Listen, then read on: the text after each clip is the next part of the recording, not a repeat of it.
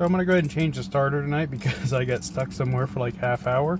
So I'm not gonna go another day without it. So let's see how it starts before I change the starter.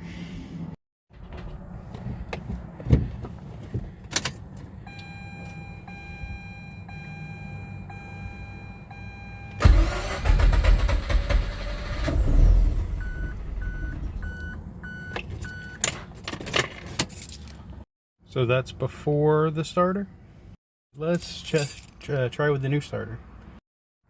Always check if it's a neutral.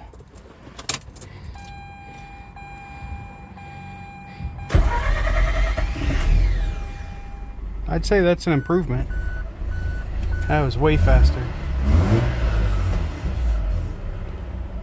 Well, hopefully that fixes the hot start problem, because normally when it gets hot and it shuts off, like, it's really hard to get it started because it just doesn't spin fast enough. So we'll see. I did get the starter replaced because I got stuck earlier, and I'm just not doing that again.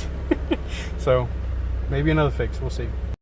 All right, I've driven about 14 miles, and let's shut it off. And let's see if it'll start hot.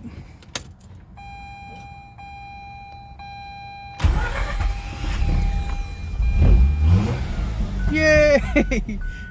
We have the hot start problem fixed. I'm super happy. That is awesome, because getting kind of stranded today for like a half hour really sucked. And like, I knew it was a starter, but I was just waiting on other parts to get in.